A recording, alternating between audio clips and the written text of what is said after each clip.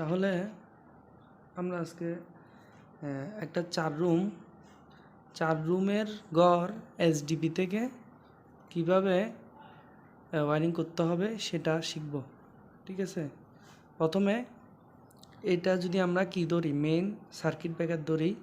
ঠিক আছে, main circuit breaker যদি ধরি, মেইন সার্কিট ব্রেকার ধরলে তাহলে এটা আমার মেইন সার্কিটের ব্রেকার হিসেবে ডিপি ব্যবহার করব, ডাবল পোলের একটা সার্কিট ব্যবহার করব।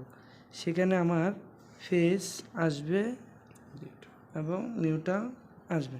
ঠিক আছে, আমাদের কি করতে হবে, ফেজটা এসডিবিতে নিয়ে যতগুলো আমার সিঙ্গেল পোলের সার্কিট ব্রেকার আছে, এসডিবির মধ্যে সার্কিট ব্রেকার যেগুলো থাকে সাধারণত সেগুলো হয় সবগুলো এসপি অর্থাৎ সিঙ্গেল পোলের। সিঙ্গেল পোলের সার্কিট ব্রেকারগুলো এসডিবির মধ্যে আমরা দেই। প্রত্যেকেই হচ্ছে 6 অ্যাম্পিয়ার করে। যদি আমার প্রত্যেক রুমের জন্য আমরা মিনিমাম 6 অ্যাম্পিয়ারের ব্রেকার ব্যবহার করি। আর যদি ওই এসডিবি থেকে যে সার্কিট ব্রেকারটা আমরা নিব সিঙ্গেল পোল, ওটা যদি কোনো পাওয়ার সকেটে অর্থাৎ কম্বাইন্ড পাওয়ার সকেট যেটা দিয়ে এসি চলবে বা ফ্রিজ গিজার এই ধরনের কিছু লোড চললে সেক্ষেত্রে আমরা ওই সার্কিট ব্রেকারটা সর্বনিম্ন 16 থেকে 20 অ্যাম্পিয়ার পর্যন্ত আমরা ব্রেকার ব্যবহার করব ওই সিঙ্গেল পোলের সার্কিট ব্রেকারটা, অর্থাৎ এসডিবির মধ্যে 6 অ্যাম্পিয়ারের সার্কিট ব্রেকার ব্যবহার করি আমরা। ঠিক আছে, আর যদি ওই এসডিবি থেকে আমরা ওই যে ফ্রিজ এসি বা গিজার পাওয়ার লোড চালানোর জন্য যদি আমরা রুমের মধ্যে লাইন নিয়ে যাই, সেক্ষেত্রে 16 থেকে 20 অ্যাম্পিয়ারের আমরা সিঙ্গেল পোলের সার্কিট ব্রেকার ব্যবহার করব। আচ্ছা, তাহলে এই মেইন যে সার্কিট ব্রেকার থেকে আমরা এসডিবির মধ্যে নিয়ে সবগুলাতে কি করে দিব, কমন করে দিব। ঠিক আছে, কমন করার পরে এরপরে হচ্ছে আমরা এখন সবগুলা সার্কিট ব্রেকার থেকে একটা ফেজ পেয়ে গেলাম। তো সবগুলো সার্কিট ব্রেকার থেকে যদি একটা ফেজ পেয়ে যাই, তাহলে প্রত্যেকটা রুমে আমার সুইচ বোর্ডের জন্য আমরা একটা করে ফেজ নিয়ে যাব। মনে করো এই ব্রেকার থেকে আমরা এই রুমে ফেজ নিব, এই ব্রেকার থেকে আমরা এই রুমে ফেজ নিব, এই ব্রেকার থেকে এই রুমে ফেজ নিব, এই ব্রেকার থেকে এই রুমে ফেজ নিব।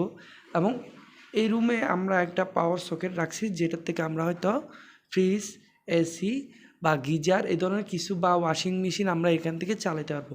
এটা এখানেও হইতে পারে, এখানেও হইতে পারে, এখানে যেখানেই হয় না কেন, অর্থাৎ আমরা এই যে পাওয়ার সকেটের মধ্যে যে লাইনটা দিব সেটা আর একটা আলাদা একটা সার্কিট ব্রেকার থেকে নিয়ে যেতে হবে, যেটা 16 থেকে 20 অ্যাম্পিয়ার ওই সার্কিট ব্রেকারটা আমার রেটিং হইতে হবে। ঠিক আছে, অর্থাৎ মেইন সার্কিট ব্রেকার থেকে এসডিবিতে আমরা প্রত্যেক সার্কিট ব্রেকারে কি করব, লাইনটা কমন করে ওইখান থেকে আমরা ডিস্ট্রিবিউট করে দিব প্রত্যেক রুমে।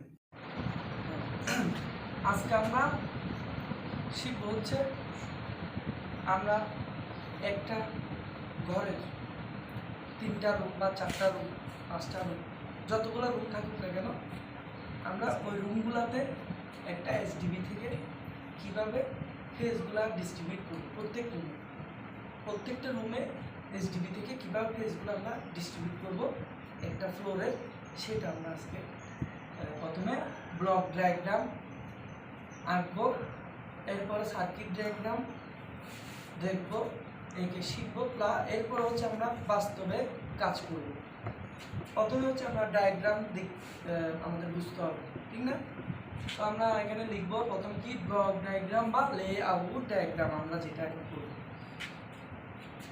তো এটা কি লিখলাম, এসডিবি কি এসডিবি,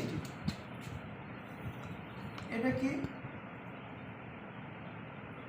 মেইন সিগন্যাল, তো মেইন সার্কিট ব্রেকার, অর্থাৎ এই এসডিবির জন্য এটা হচ্ছে কি মেইন এসডিবি, এটার জন্য এটা মেইন, সবাই লিখি এই এসডিবির জন্য এটা হচ্ছে কি মেইন সার্কিট ব্রেকার, সবাই লিখি।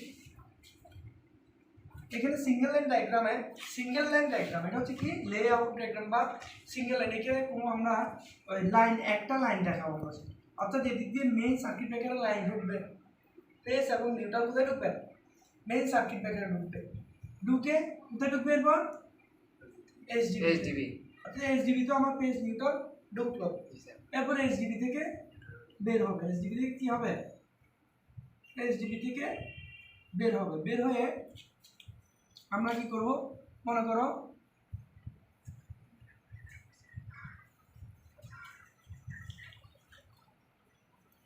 কয়টা রুম,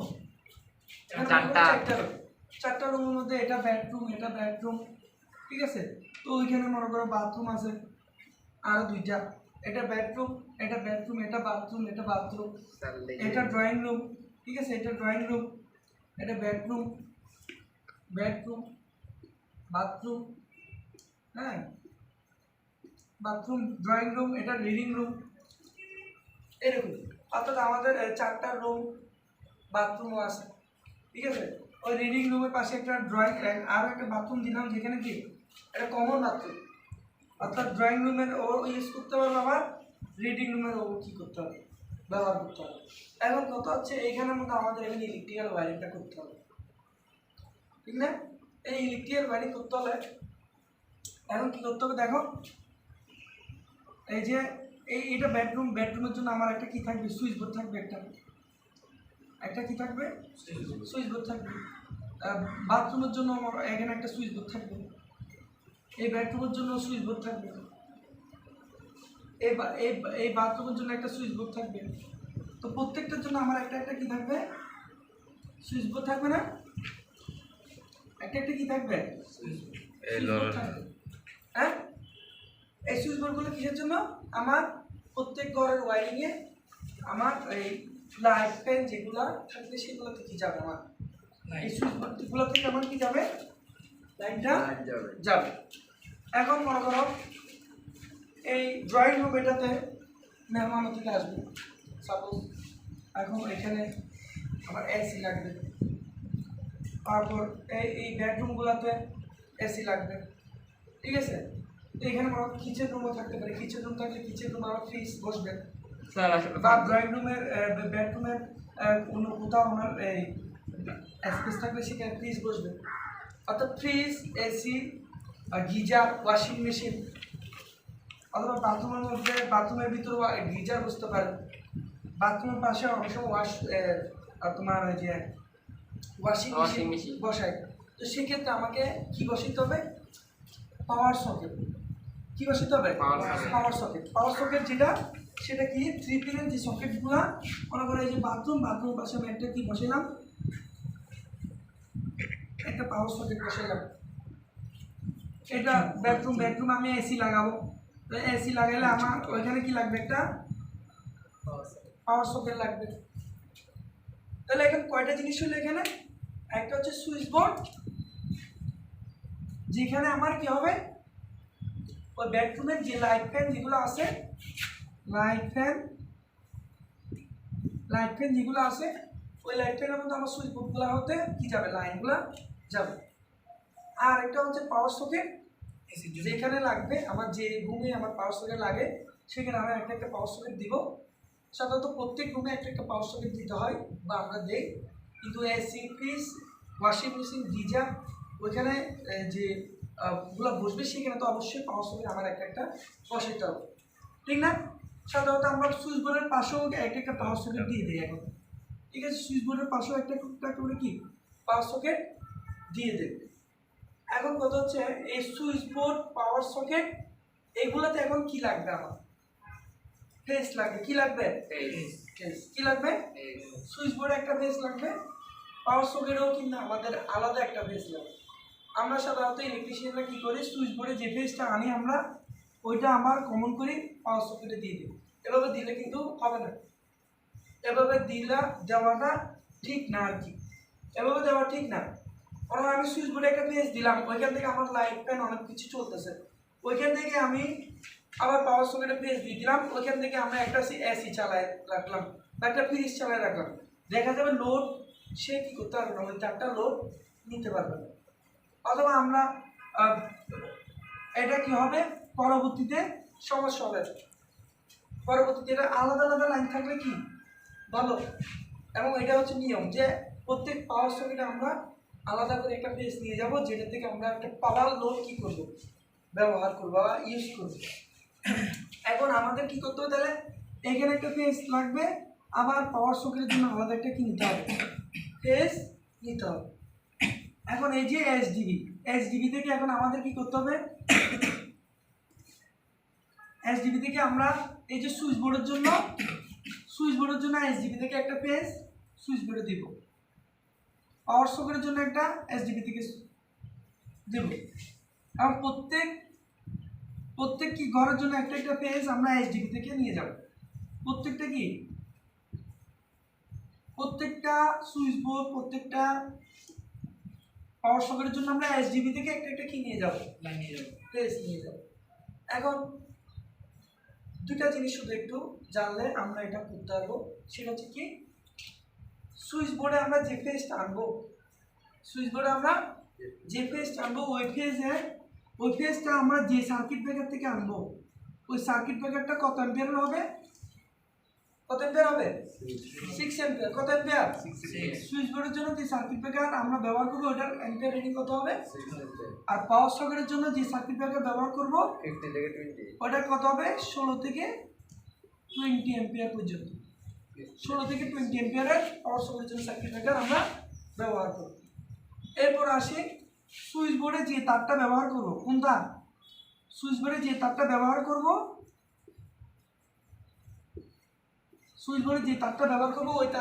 ওই তার কত আরএম হবে? সর্বনিম্ন কত আরএম? 2.5 আরএম। কত আরএম? এই সুইচ বোর্ডে যে মেইন পেজ যেটা আসবে, কোনটা? সুইচ বোর্ডে যে মেইন পেজ আসবে ওই পেজটা কত আরএম তার হবে? 2.5 আরএম তার সর্বনিম্ন। এবং পাওয়ার সকেটে যে তার আসবে সেটাও কত আরএম হবে?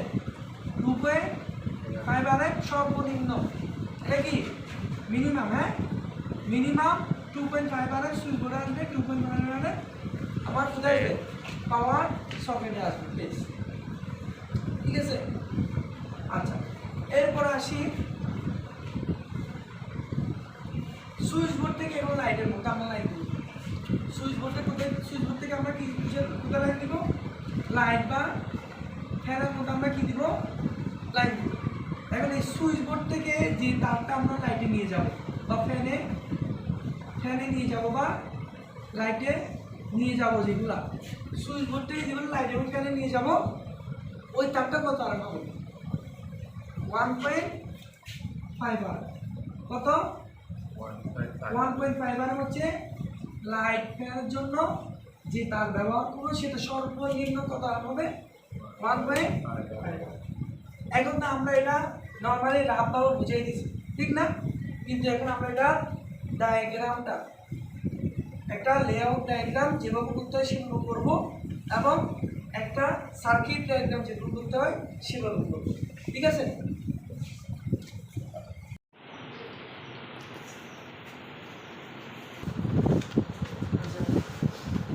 তাহলে আমরা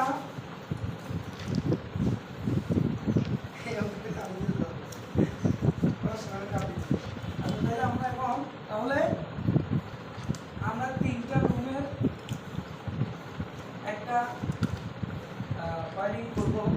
সেক্ষেত্রে তিনটা রুমে কিন্তু তিনটা সুইচ বোর্ড আছে, তাই না?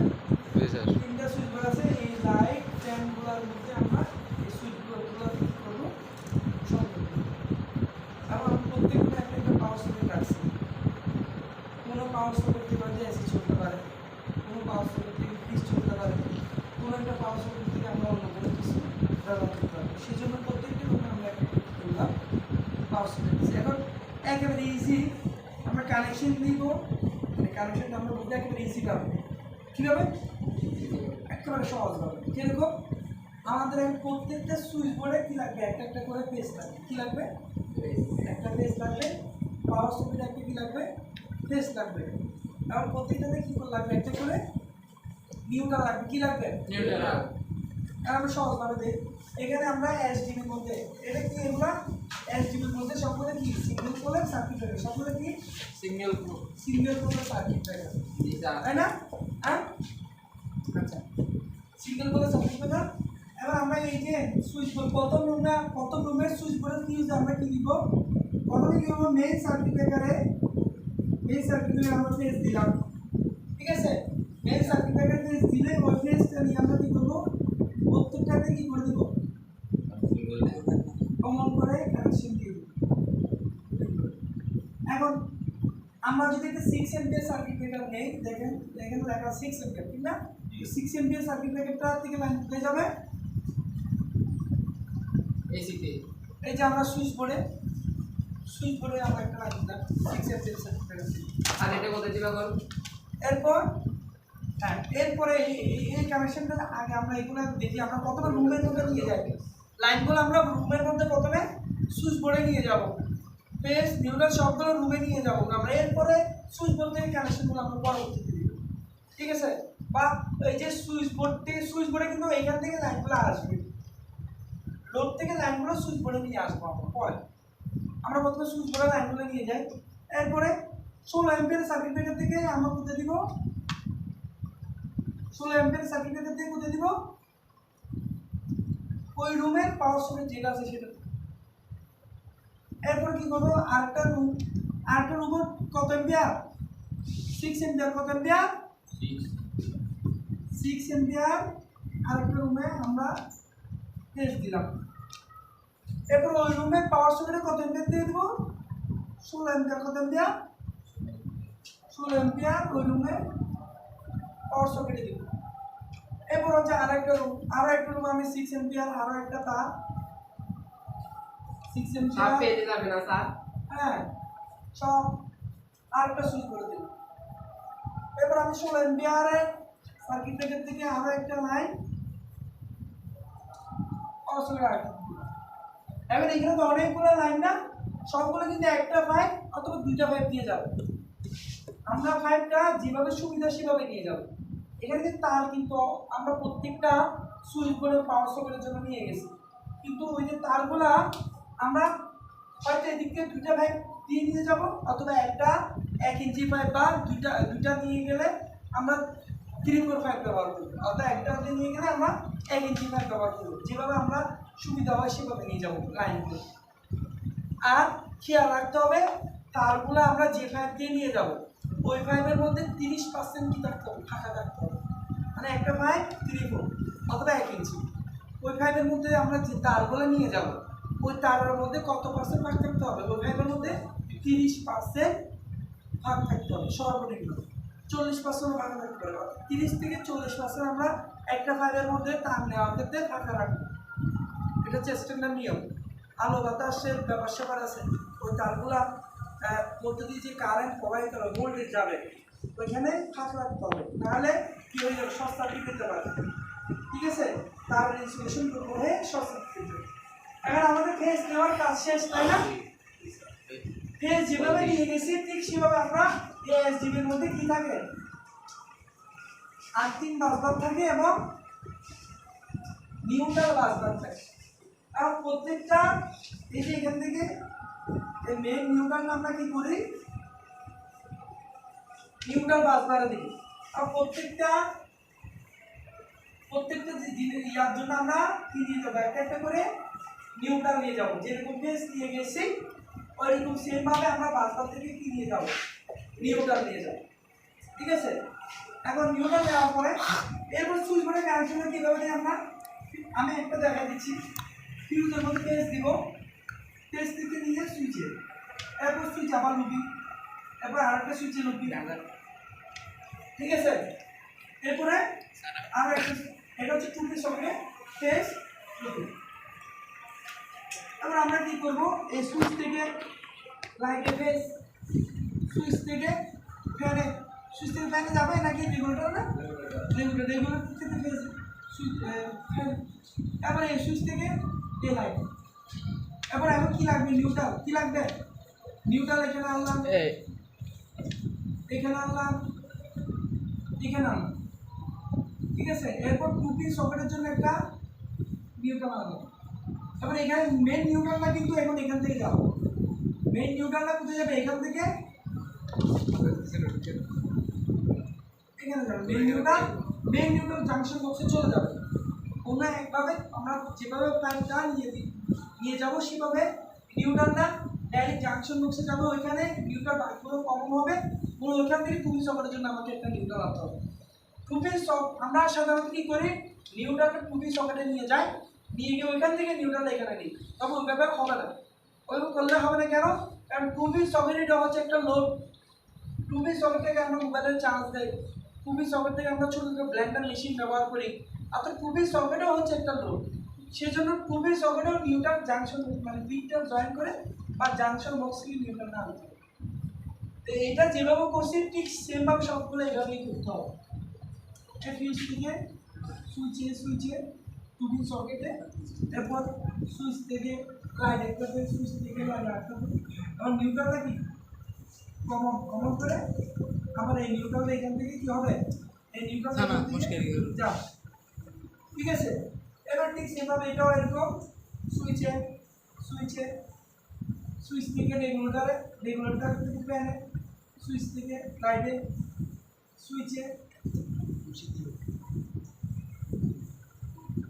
থেকে লাইটে। এখন নিউট্রালটা কি হবে, কমন হয়ে এই নিউট্রালটা যে মেন নিউট্রাল এখান থেকে যাবে। আর পাওয়ার সকেটও ঠিক সেম ভাবে এখান থেকে একটা করে নিউট্রাল আসবে, এখানে নিউট্রাল আসবে কোথা থেকে আসবে, এবার আর্থিং যথারীতি কোথেকে আসবে, আর্থিং যথারীতি এই যে আর্থিং আমরা ওই বিল্ডিং এ যদি আর্থিং করে থাকি তাহলে আর্থিংটা আমরা নিয়ে যাব, আর্থিংটা আমরা নিয়ে কোথায় রাখবো, আর্থিং বাসবার দেবো, তাই ওই আইএসডিএম এর মধ্যে আর্থিং বাসবার থাকে, আর্থিং বাসবার দেবো। এরপর প্রত্যেকটা পাওয়ার সকেটের জন্য তিনটা কি দেবো আমরা, তিনটা পাওয়ার সকেটের জন্য কি দেবো, স্যার মাহফুজুর মাদার তিনটা আর্থিং, তিনটা পাওয়ার সকেট আমরা কি করে দিব, দিয়ে দেব। আর্থিং না থাকলে স্যার, আর্থিং যদি না থাকে মনে করো ওই বিল্ডিং আর্থিং নেই বা ওই বাড়ির আর্থিং নেই, ওই মালিক আর্থিং করেই নেই, করতেছেই না, তুমি বলতেছো আর্থিং এর অনেক প্রয়োজনীয়তা আছে, আর্থিংটার আগে আর্থিং এর বিভিন্ন কথা বলতেছো, কিন্তু ওই মালিকে আর্থিং করবে না, তো তুমি আর্থিং দিবে না। আর যদি বড় বিল্ডিং হয় সেক্ষেত্রে আর্থিং করে, হ্যাঁ আর্থিং করে, বিল্ডিং এ আর্থিং করে না এরকম নাই, ছোটখাটো বাসা বাড়ি হলে সেক্ষেত্রে আর্থিং করে না, আর্থিং না করে পাওয়ার সকেটে আর্থিং না দেওয়া দরকার, যেহেতু সে আর্থিং করতেছে না বা ওই বিল্ডিং বা ওই বাড়িতে আর্থিং করতেছে না, আমার তাহলে আর্থিং আমি করতে পারি, আমি তার আর্থিং আগে থেকে দিতে পারবো, ঠিক আছে। তাহলে আমরা কিন্তু আজকে ডায়াগ্রামটা করলাম, আমরা এখন কি এটা বাস্তবে একটা বোর্ডে, পুরো একটা বোর্ডে তিনটা রুমের একটা এসডিপি কিভাবে কানেকশন দেয় পাওয়ার সকেট সহ সুইচ বোর্ডে, আমরা ওইটা নিজেরা করবো, ঠিক আছে।